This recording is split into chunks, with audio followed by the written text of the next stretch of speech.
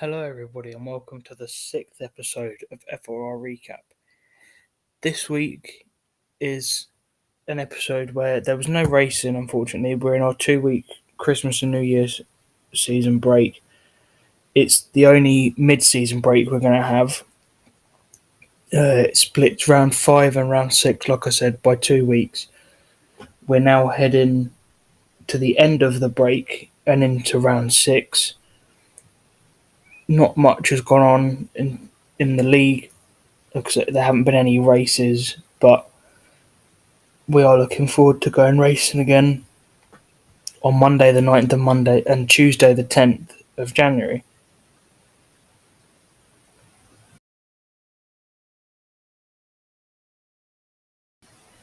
Over the past half month to a month, myself and Copy46 have been designing and making these driver cards that you see before you.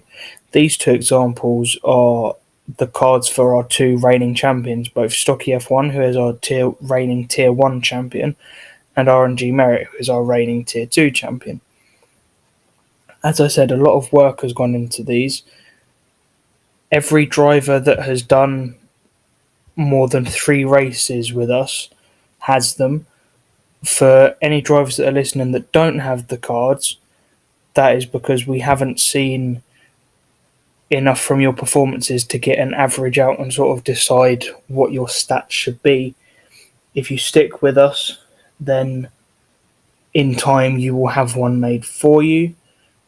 Unfortunately, I can't update them constantly with profile picture changes, but every now and again I might take your current profile picture and update it to that.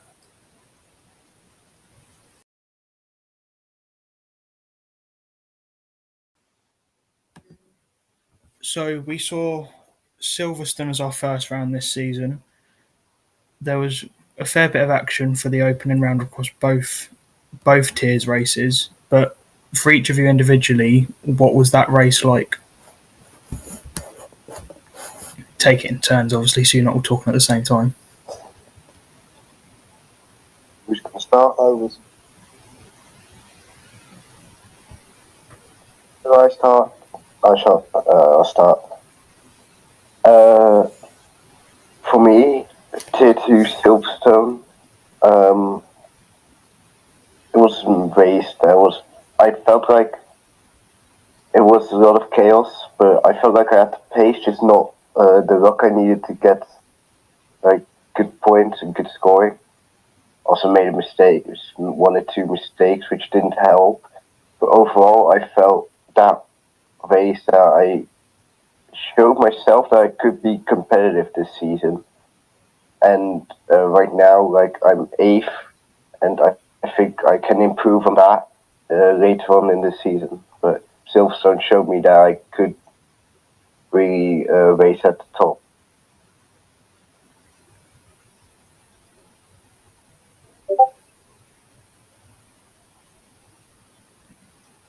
FRL, do you want to go next?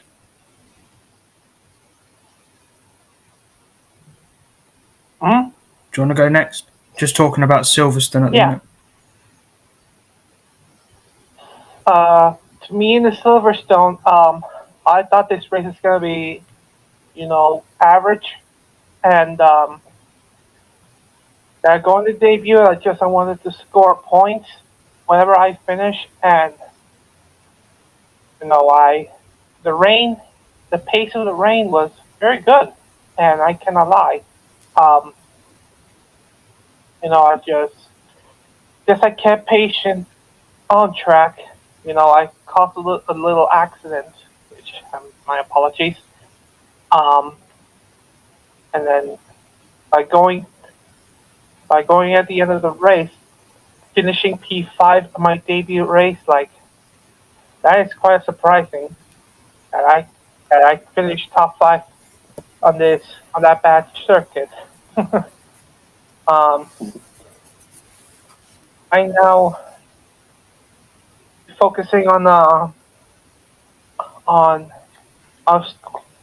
scoring points from each race, and you know, I'm currently P7 in the championship. I got I got some good tracks coming to play this season, so hopefully I could do better. Yeah, no, that was P5 on debut is a brilliant result. We have a lot of quick drive. Well, we have a lot of quick drivers across both tiers, but we have a lot of quick drivers in tier 1. So a lot of the time we do see a fair amount of shuffling about in the finishing order. But to come in and get a P5, that was brilliant. Fixable, how was Silverstone for you?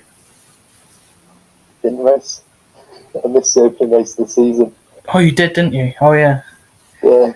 I mean, yeah, you missed out on a fair amount. The tier 2 race was fairly eventful. There's somehow, yeah, I saw some of it. somehow on I think lap 2 or 3 there was a massive incident going into cops on the old pit straight.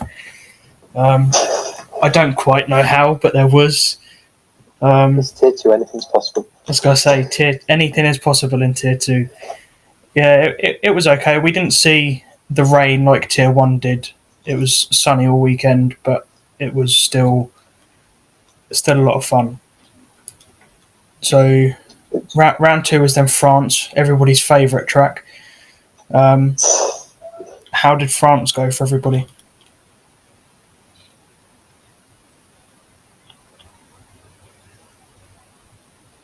Okay. France was an interesting race. Me and Night Owl fighting my way through the pack.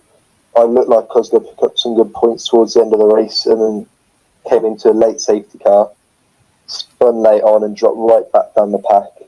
And then penalties came into play post-race, and it turns out I'd have picked up a P3, possibly P4. So that was annoying. But I ended up finishing P9. Still points, but could have been better. I think it might have been France. You caught me right at the very end after that safety car and you spun. I just was, I'm finishing. I'm not worrying too much about my pace, and I think you ended up catching me. I think that was France. No, I think that was last season. Don't know. This season I spent it on my own. It happens quite a lot. So no, not you. You caught me as in you caught up to me. Oh, might have? I don't know. Either way. Yeah, I think I did actually. Yeah. Was it? Yeah, and then I spun right at the end because I'd let Night Owl through so we could pick up points. He was a lot quicker. Yeah. Got slightly off line and then just dropped it going onto the main straight. Yeah. So Gamer Boy, you're tier 2 as well. So obviously the same thing. Late safety car. Did you make it to the end? I can't remember.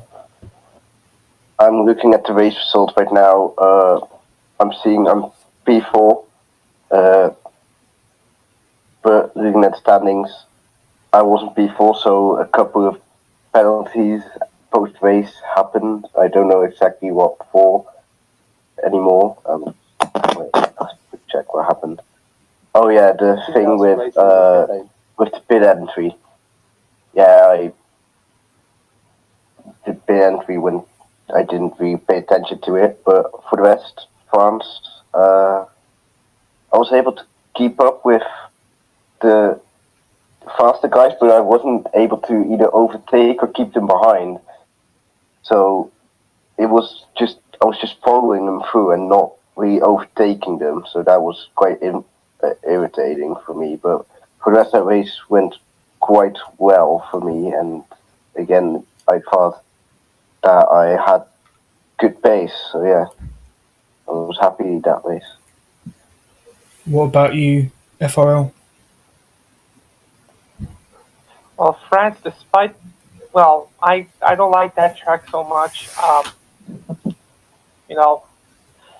qualified in about like top 5 that race, I think. Had a good start and barely dodged the cars involved under the back straight, and it's the first time I led a lap in FRR, and I knew that my race was gonna go downhill.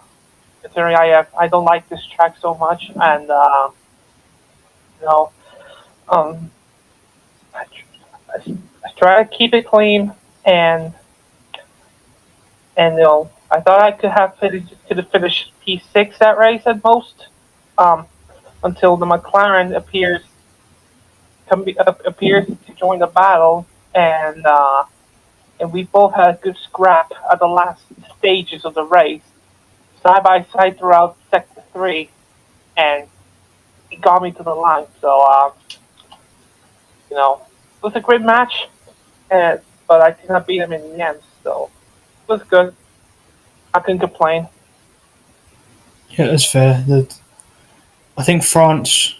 I think Tier One France was relatively uneventful, um, as France normally is, because there's so many runoffs and stuff. You don't normally get as many DNFs or anything. So you don't normally get as many safety cars unless there's actually an incident between two drivers. But yeah, I think if I remember right, Tier One was not a boring race, but not the most eventful race. So next we head to Barcelona. There was good racing between both tiers. Sorry, across both tiers. However, there were a lot of DNFs. I think about roughly half the pack DNF'd in both Tier 1 and Tier 2. Most of them were like self-inflicted. So let's say you spun and hit a wall or something rather than actual crashes between people. But that obviously meant a lot of safety cars, a lot of VSCs. And then people got unlucky in the Tier 1 race with somebody spinning on the restart, so then they got a load of 5-6, and not everybody got those removed, unfortunately. But how was France for you, FRL, seeing as your Tier 1, most havoc was Tier 1 that week? How was it for you? Well, I want to keep going. You know, I I guess I don't want to back down to this tier, and I want competition. Um, and yeah, I want to make the most of it and see where I do end up.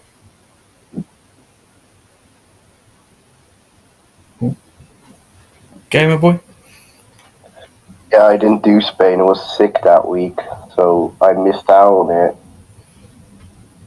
Oh, yeah. I remember watching it on the stream and was like safety car after safety car, and it just was not really fun because you always want to race as long as possible, and safety cars just keep interrupting all the racing. So yeah. Yeah, I don't. Luckily, Spain isn't too bad. The safety cars don't tend to last for a long time.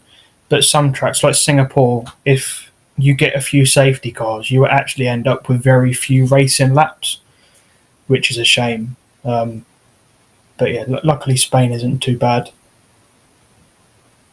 From what I remember, Spain was a decent race for you, wasn't it, Fixable? So I came around P5, but just keeping it on track and avoiding the chaos throughout.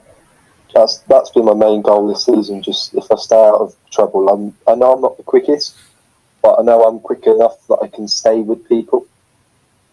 Yeah, I mean, so it's just trying to stay out of trouble. Yeah, well, it goes to show what staying out of trouble and staying on track can do. I mean, he's 100% got the pace, but my teammate won the Tier 2 race. Come on. Hopefully, not Williams' last win of the season. But, yeah, I think apart from him, the only other races have been won by the Alfa Romeo and Aston Martin. Oh, no, we did. Shaped up to be a good title. We did have a Mercedes win, actually. I think, from what I remember, Jack won France. But yeah, Jack did on the look now. Been the typical top three, really. Merritt and Jack in the Merc, Tom and Weckaz in the Alfa Romeo, and then you and Naito in the Aston Martin. It's sort of a bit like Mercedes, Red Bull, and Ferrari in real life. It's shaping up to be the drivers and the constructors are shaping up to be good in Tier 2 this season. Yeah. There's a lot of people challenging, which we haven't had for a while. It's been quite dominant with one driver. Yeah. Yeah, it definitely has. We had Merritt last year, and General Jake was in it the year before. That was that was really dominant. Really, he was tier 1 pace, but there wasn't much we could do about that. But that's. I mean, Tom. He had slightly more pace last season, but he would definitely, if he didn't have to have missed as many races, he would have got more out of it. I think we're going to see that battle a bit more this year, with them both being able to race a lot more often. We're like finally seeing like those two actually battle. Because it's been week in, week out, we're seeing it happen now with Tom Locke, and then you've got the introduction of Weckaz and Night Owl into the tier as well. Yeah, we've both got superb pace. It's definitely going to be a good one to watch. So that was Spain. Next was the first sprint weekend of the season, one of two for this season. Brazil, a track that tier 2 especially wasn't. We had a fair amount of DNFs still last season, but Brazil, it was a good race. Obviously, a few different jump-ins up and down the order in tier 2. I can't remember as much about tier 1, but Fixable yourself, obviously winning the sprint. What was that like for you? The sprint was just, again, it was. I knew I didn't have the pace to keep everyone behind me, but I just about managed to, because it's such a shorter format that if you don't spin and you stay on track, you can keep. If you just keep your head down, you can keep ahead. So it's vital not to crash, so that you can't afford a pit stop for like a wing change or something like that. So it was just the pace. I just about had the pace to keep things very behind me and Adam. Yeah, I think it was. No, wasn't Z Derry in front of you? Because I thought you had won it on track, but I think later found out. No, Weckaz was in front of me. Oh, Weckaz was the one in front. Sorry, he picked up a 5-set that instantly had in the first corner. Yeah, where he just completely, I don't know what he did. But yeah, that's I thought you had won it on track. But either way, you did win the sprint and got the full. I think you got 8 points. I think somebody else might have got fastest lap. I think someone else did. I don't know. But yeah, that was, what about the main race? Obviously, it can only go backwards from starting on pole for the main race. But how was the main race for you? It was good. The problem was we had the safety cars didn't fall at the right times for us at Aston Martin, because me and Night Owl had gone. I can't remember what we started. Basically, the safety cars came at awkward times for us and messed up our strategy, which then meant we still had to pick towards the end of the race when others were staying out. And so we were like up there in like challenging for the win, and then there was a safety car I think came out lap 16-ish, I want to say, which was too early for us to pit again because we wouldn't make our pit stops. We wouldn't make it to the end. So we had to hold on, and then obviously everyone had bunched up by that point, so we just dropped back down the order, which was annoying because we definitely, both of us had the pace to be up there challenging that race, especially Night Owl. But I could have been in challenging for podium, and I couldn't. It was just unfortunate. Yeah, so Game Boy, did you race at Brazil? I think you did. Yeah, but it was probably my worst weekend in this league yet. Damn. Because in practice I was doing quite a bit of practice, and I was fast. I did like 107s in time trial, like consistently, like 107.8, 107.9. And then when it came to like qualifying and the sprint, I just had no rear grip anymore. All the grip I had in time trial was just gone, and I didn't get a single lap in qualifying. Sprint, I spun once or twice, and even the main race, I crashed out in lap 2. So, yeah, Brazil was a very bad weekend for me. FRL, how was Brazil for you? So the tier 1 race I don't think was as chaotic. I think there was a few DNFs, but not as many as Tier 2. Sprint, for the sprint, I thought the race is about to be okay, but it did not go as planned because I did have wing damages at like two times in that race, and I failed to capitalize myself to get a good starting position for the race, for the main race, and I have to start way back at the grid at P18 on the grid. I made a risky move to go start on soft, and until the rain comes, and as soon as the rain comes and the DRS is stable, this is where the timing came to perfection, and we still go on to the points, and you know, and I'm surprisingly that I'm basically on the podium position.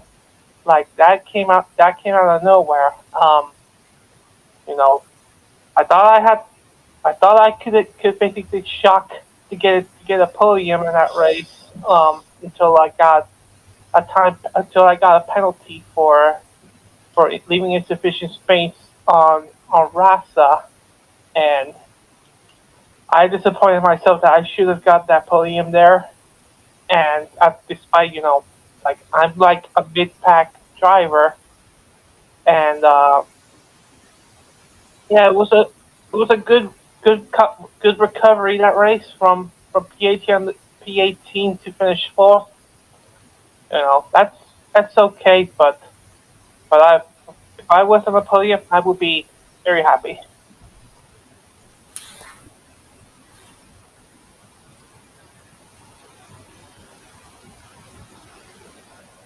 Hmm? Come on. Go on, Josh. Alrighty, so round 5, we had Japan for both tiers. So we'll start with you, FRL, if that's alright. You finished P7 in the race for Japan. How was it? I mean, we only had one DNF in that race, so it looked to be a pretty unchaotic race. It was good, and I could have had possible P6 that race, but nobody I was disconnected and nobody intended to invite me back to the race, and whoever the host was forgot to put the friends only so that I could rejoin and back in the race, and myself I lost time and I haven't and it took 5 laps until the commentator finally responded and invited me back to the race. And you know, I still do not. Well, I'm still disappointed in myself that I did not get invited back in just a few seconds instead of just whatever it is. And then That is quite unlucky. The inviting back bit can be quite difficult sometimes, especially Silent, our commentator. Even if he had everybody as friends, he wouldn't necessarily see that you're disconnected if he's commentating on a battle up front. And it can take him a little while to respond to people on Discord sometimes when they're asking for him to add you back. But we set the lobby as invite only with about 5 minutes to go before the session starts, just so that if anybody has not done attendance, they can't just join partway through and say, "Oh, well, I raced." And it means that we don't get people joining off of, like, we don't get other people joining that aren't part of the league that are friends or whatever. But yeah, it is difficult getting people back very quickly after they disconnect, especially if you don't realise that they have disconnected. Yeah, 100%. It's just unfortunate, really, isn't it? But you can get quite easily endorsing commentators, so it's the benefit of having I think you got back in the end, didn't you? Yes, Silent Pistol invited me back in the end, and I'm still got luck to finish on the points on P7. but I could have gone higher if I got that sooner. Hopefully, with two commentators for a few races for the rest of the season, we can maybe keep an eye out for it more and try and get people back as soon as possible. 100%. Gamer Boy, talk to us about Japan. How was that for you? Japan was good. I was fast, but also had the front wing damage for like 90% of the race. In the beginning, it wasn't too much wing damage, but halfway through, someone spun, and I hit him in the side and got a bit more wind, which tried to deal with for the rest of the race. But and to do that, the end was stage car, 4 or 5 laps to go. Did push softs and just narrowly caught up with the front 4, I think it was. But second to last lap, I clicked to the final chicane and hit the Marriott, putting it out, but in the end, I gave the position back, still got a penalty which didn't really affect too much, and got P4 in the end. So I was quite happy with that. I mean, yeah, P4 is nothing to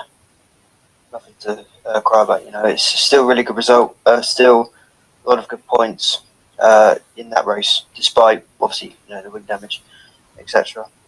Fixable. What about you? It's another race I missed, unfortunately. I've had to miss a couple at the start of the season, which hasn't helped. Constructors wise, your teammates still won, so that's good. Yeah, the constructors' points. It'd have been good if I could have raced, but I was busy that night. So, well, I mean, hopefully, Aston Martin have still got a good chance for the constructors' title bid in Tier 2. I don't think it's going to be quite as bad as like last season in Tier 1 with Stocky and Red Bull and the 2 Alfa Romeo lads. That was quite difficult for Stocky to keep up, even if he was winning every race, but they're finishing 2 and 3 or 2 and 4, whatever. You can't really, well, you're not going to sustain that gap, and then it just becomes unsurmountable. But I don't think that's going to happen in Tier 2 this season. I think Aston Martin, most likely Aston Martin, Alfa Romeo, and maybe Mercedes. I mean, we're less than halfway through the season, so anything could happen. But I think it's going to be between those three, personally, for the constructors' bid. I mean, there's only a 10-point gap between Aston and Alfa Romeo in the constructors. Mercedes are third. So it's still very close, and as you say, yeah, we're not even halfway through the season yet, so still all to play for. Right. So, as I said, we're not even halfway through the season. Round 5 of 12. Next night we head to Portugal, but we're not going to talk too much about Portugal. We're going to talk about the rest of the season as a whole, the remaining 7 races. What are your guys' as drivers' hopes and expectations for the remainder of the season? You know, we've got some fast tracks, we've got some technical tracks, we've got Zandvoort coming up. I'm sure that one, not actually going to be carnage, but that one could end up quite interesting. That's a sprint as well. So, what are you hoping for, Game Boy? There's one simple thing I'm hoping for. That's the first podium. To be honest, I think for me it's most reasonable to get that at either Portimao or Budapest. I know for myself, Monza is one of my worst tracks. I think it is really the worst track for me. Zandvoort is obviously my home circuit, and I hope to perform well there, but I don't think so. So my main goal is to get my first podium and hopefully get to like either 6th or 5th, somewhere around there in the standings. 5th I don't think is really possible, but 6th is really doable. I'm 14 points behind that now in the standings. And yeah, that's what I'm hoping for. Fixable. Well, as same as Game Boy, I can try and pick up a podium, maybe a few towards the end of the season. I quite like Zandvoort on this game at the moment. I had a good race there the other time in a different league. The ultimate goal, though, is to try and bring home P1 in the Constructors' Championship, as we were just talking about. If we can try and bring home P1 for Aston Martin, it'd be a great achievement for me and Night Out together. I don't think it's happened yet, not this season anyway. But I don't want to jinx it. But I think Aston Martin 1-2 might be on the cards at some point, especially if you have like a weekend that's a bit of a bad weekend for Tom, or Tom has to miss a race, whatever. And Wekaz has a lot of pace, but he does seem to get into a fair amount of issues in the race. Qualifying wise, he's always up there, and even in the race, but he tends to get in an incident or two which can cost him a race. Or I don't think he's spun out yet too much, but it could happen. And I'm hoping, from looking at Tier 2 as a whole, I'm hoping to see an Aston Martin 1-2 at some point, even if you don't win the Constructors. The 1-2 obviously would be the ideal goal. It'd be amazing to get up on the podium, both of us. And yeah, Wekaz has got a lot of pace, but as you say, he's prone to an incident. Then you've got Tom Lock, who's obviously always very quick, but then there's the odd chance where he joins like late, and he's obviously working his way from the back. So I think the 1-2 would be an ideal, but I think there'd have to be other factors come into play to make it possible. Who knows? Or maybe we might, like towards the end of last season, ex-Joshy C had a sudden burst of pace. Maybe you might get that in a couple of races' time, and then a 1-2, you might finish 1-2 for the rest of the season. Yeah, that'd be ideal. Hopefully it can happen. Maybe Zandvoort will be that thing that just starts it. Who knows? Hopefully. FRL, what are you hoping for the rest of the season? Obviously, I think you said you're P7 in the standings currently. Are you hoping to gain on that, or you're just going to wait and see what comes? Well, my target is to get a podium, like with the other few guys here, and there are a few tracks there are my favorites to basically get a good race. Portugal, that is the best circuit. Monza I don't like it so much because it's a low drag downforce. Zandvoort is a very decent track. Austria is my favorite. Coda is my favorite too. And yes, it's decent though. Right now, you just gotta do it. I gotta finish every point of the race and finish all point scoring races, and we gotta see where things will end up. Maybe I could have a good strong outings at some tracks at this point until the end of the season. So we'll see how this pans out in the end. Yeah, I mean, personally, for those of you in the server, that I'm a Tier 2 driver myself. I'm hoping I'm quite accident prone, not accident prone, but prone to DNFing from losing the car.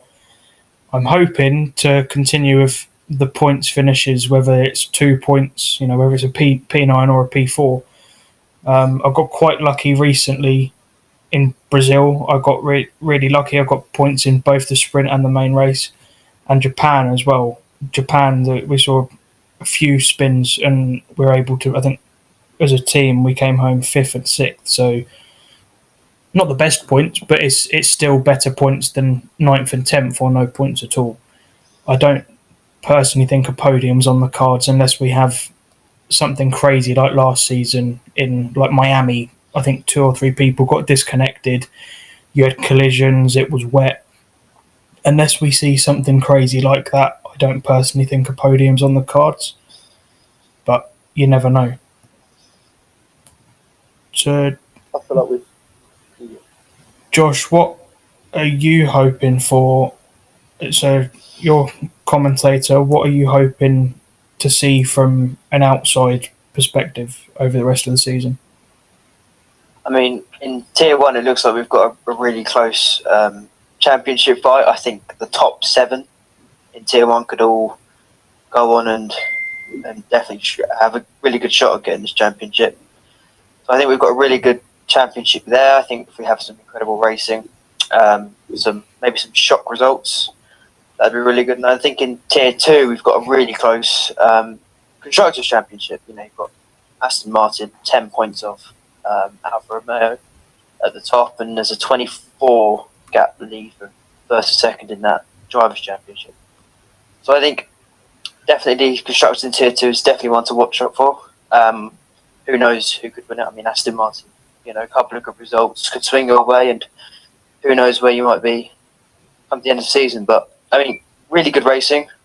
I think there are a couple of really good tracks coming up. I mean, you've got like I said, Portugal, you've got Austria, you've got Abu Dhabi, you know, so some really good tracks to come. So I think some exciting racing, close racing, not too much dirty driving. We don't like that. We don't respect that. But no, I think we've got some incredible title fights on our hand, and I'll say, let's get on with it. I think that the only thing that I can see happening later in the season is maybe more of a negative is Wekaz. If he keeps getting involved in incidents like he is, I think at the minute he's on 12 penalty points. The way it's going, it could end up with a quali or a race ban, or well, if he gets a race ban, it'll be both. But the way that's currently going, the current trajectory after 5 races, that could influence the constructors as well in Tier 2. Having only Tom, or if it's a race that Tom has got to miss, that's going to be a massive hit for Alfa Romeo. And it'll be a huge hit for Wekaz personally, because, you know, he's third in the championship. So I think one race would really knock his confidence, knock him down the standings as well. Is it anybody else got anything they'd like to add about the rest of the season, about the first half of this season so far? As they said, as you mentioned, then penalty points are going to come in massively into play. Because as we saw it last season with Josh, he picked up a lot for resetting the track. Yeah, and obviously then it made him pay towards the end of the season. And I think he had a quali and a race ban, I think, in the end. Well, he had to miss the first round of the season from a race ban. Was it this one? Yeah. It just shows you how, literally little things like resetting the track can dampen your whole season. I mean, people might not think it's a huge thing, you know, a reset to track pen if you finish is 5 seconds and a two penalty points. But they add up, you know, like with Josh last season, I think, and with Harry, I don't think Harry's were for reset, but for whatever, Harry ended up with quite a few as well. And it just got to the point where sort of the mid-pack, the tail end of the mid-pack were just having to miss qualifying, and that then set them back. You know, and it can throw people off of rhythm as well. Like, I mean, this season, not that Josh hasn't had rhythm, but who knows what his rhythm would have been like if he had got in tune that 1 week earlier at Silverstone. You never know. I mean, they definitely add up, and they seem not insignificant, but they seem small. You know, 2 penalty points a week or whatever for a reset to track or doing attendance wrong. But it's such small, trivial things that really will come back to bite you at the end of the season.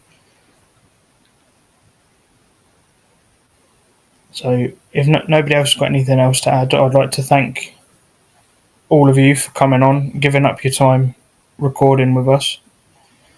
Thank you. It's been a pleasure having you on. It's like I said, we're testing a new format probably for every episode for next season. It definitely works. Just need to iron a few things out. But thank you for coming on and giving your time, giving us a little recap for the first half of the season. I wish all of you the best of luck on track for the rest of the season, and we'll see what we can do.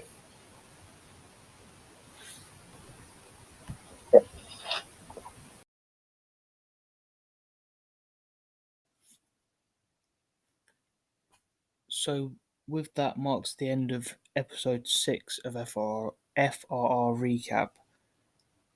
Thank you for listening. We have had a nice interview with a different style this week. Instead of being an interviewer and interviewee, or multiple interviewers and an interviewee, this week we've tried to do a panel.